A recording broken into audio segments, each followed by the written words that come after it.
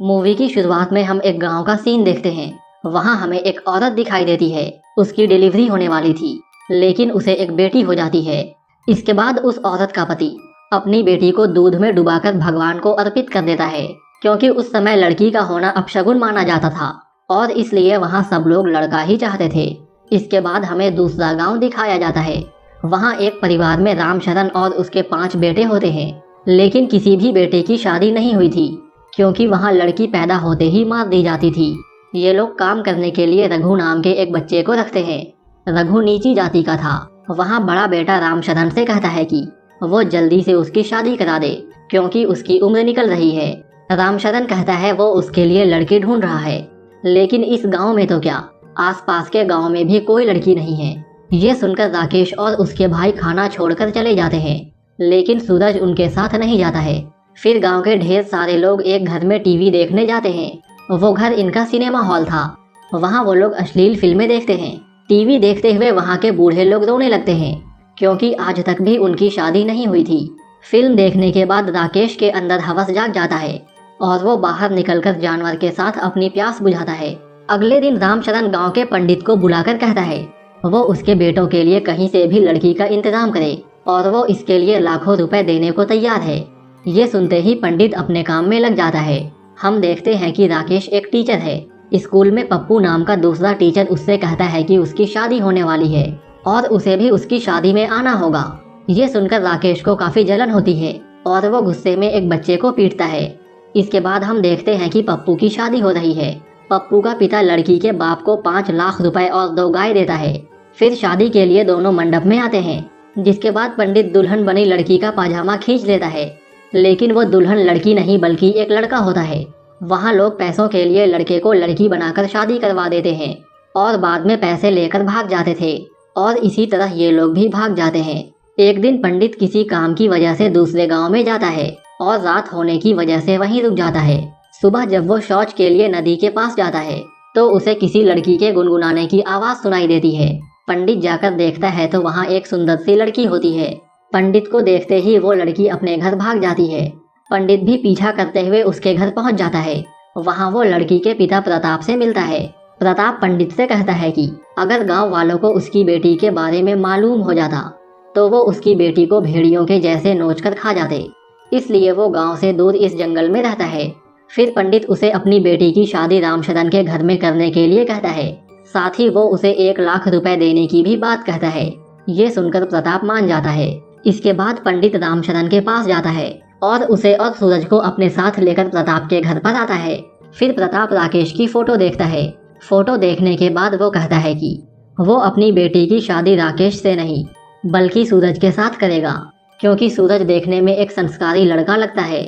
ये सुनकर रामशरण जाने लगता है, लेकिन रास्ते में वो सोचता है कि कल्कि की शादी सूरज से ही करने में भलाई है, क्योंकि सूरज उसकी सारी बातों को मानता है। इसके बाद हम देखते हैं कि रामशरण प्रताप को 5 लाख रुपए और 5 गायें देता है और कल्कि की शादी अपने 5 बेटों के साथ कर देता है। इसके बाद ये लोग कल्कि को लेकर घर आते हैं।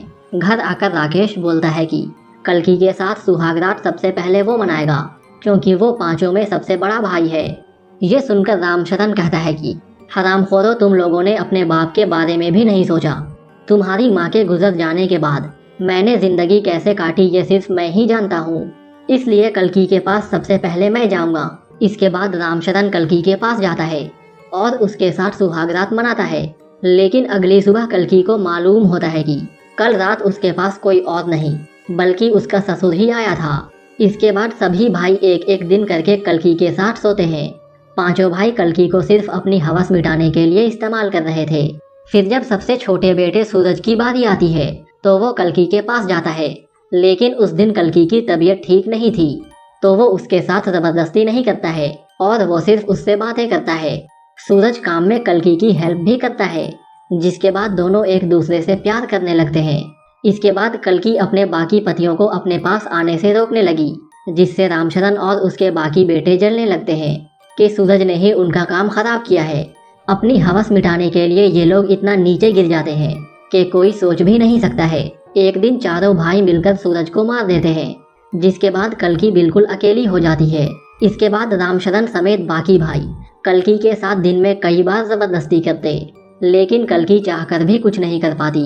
फिर एक दिन वो रघु के हाथों अपने पिता के पास चिट्ठी भेजती है, जिसके बाद अगले ही दिन प्रताप वहां आता है। यहाँ रामशरण प्रताप को और 1 लाख रुपए देता है, क्योंकि वो भी बिना बताए कल्कि के साथ सो रहा था। अपने बाप के पैसों के लालच के बाद भी कल्कि उसके पैर छूती है। कुछ देर बाद प्रताप वहां से चला जाता है। भले ही प्रताप अपनी बेटी को इन भेड़ियों से नहीं बचा पाया, लेकिन कल्कि अपने बाप को खुश देखना चाहती है। प्रताप के जाने के बाद राकेश और बाकी भाई कल्कि को बहुत मारते हैं। वो कहते हैं कि तुम्हारी वजह से तुम्हारा बाप यहाँ आया और हमें उसे 1 लाख रुपए देने पड़े। मार खाने के बाद कल्कि रघु से कहती है कि वो यहाँ से आज़ाद होने में उसकी हेल्प करे। अगले ही दिन रघु कल्कि को लेकर भागने लगता है, लेकिन रास्ते में ही राकेश और उसके भाई उन्हें पकड़ लेते हैं और फिर रघु को वहीं मार डालते हैं। इसके बाद वो कल्कि को घर ले जाते हैं और उसे गाय वाले घर में बांध देते हैं। इधर जब रघु के घर वालों को ये मालूम होता है कि रामशरण और उसके बेटों ने ही रघु को मारा है, तो वो बदला लेने के लिए वहां आते हैं। फिर जब रघु का चाचा कल्कि को बंधा हुआ देखता है, तो वो कहता है कि तुम्हारी वजह से ही ये सब हुआ है। इसके बाद वो भी कल्कि के साथ जबरदस्ती करता है। फिर वो अपने बिरादरी के लोगों में जाता है और उन्हें भड़काते हुए कहता है कि बड़े लोगों ने उनके बच्चे को मार डाला। फिर ऐसे ही कुछ दिन बीत जाते हैं। कल्कि प्रेग्नेंट हो जाती है। इसके बाद रामशरण वापस उसे अपने घर में रख लेता है, लेकिन वहाँ सभी कंफ्यूज होते हैं कि उस बच्चे का बाप कौन है। वहाँ रामशरण कहता है कि सबसे पहले उसी ने उसके साथ कांड किया था, इसलिए ये बच्चा उसी का है। जब प्रेग्नेंट वाली बात रघु के चाचा को मालूम होती है, तो वो अफवाह फैला देता है कि बच्चे का बाप रघु का भाई है, क्योंकि वो कल्कि को अपने पास रखना चाहता था। इसके बाद ये लोग कल्कि को लेने के लिए रामशरण के घर में जाते हैं, लेकिन गुस्से में आकर रामशरण और उसके बेटे उन पर फायरिंग करने लगते हैं। इस फायरिंग में रघु का भाई मारा जाता है। बचे हुए लोग वहां से भागने लगते हैं। राकेश और बाकी के भाई उनका पीछा करने लगते हैं। पीछा करते हुए वो उनके गांव में पहुंच जाते हैं। तभी रघु का चाचा अपने सारे लोगों को लेकर इन पर हमला कर देता है और वो सबको मार देता है। इस बात से रामशरण को बहुत गुस्सा आता है और वो गुस्से में कल्कि को मनहूस कहता है। फिर वो जैसे ही कल्कि को जलाने वाला होता है, तभी उनका नया नौकर चाकू लेकर रामशरण को मार देता है। वहीं गांव के बाकी लोग भी एक दूसरे के साथ लड़ते हुए मारे जाते हैं। फिर कुछ दिन बाद कल्कि को एक बेटी होती है, लेकिन कल्कि दुखी होने के बजाय बहुत खुश होती है। इस मूवी में इंसानों की हैवानियत को दिखाया गया है, जो बेटी होने पर उन्हें मार देते हैं, लेकिन बिस्तर में हर एक इंसान को लड़की की आवश्यकता होती है। और इसी पॉइंट पर यह मूवी खत्म हो जाती है।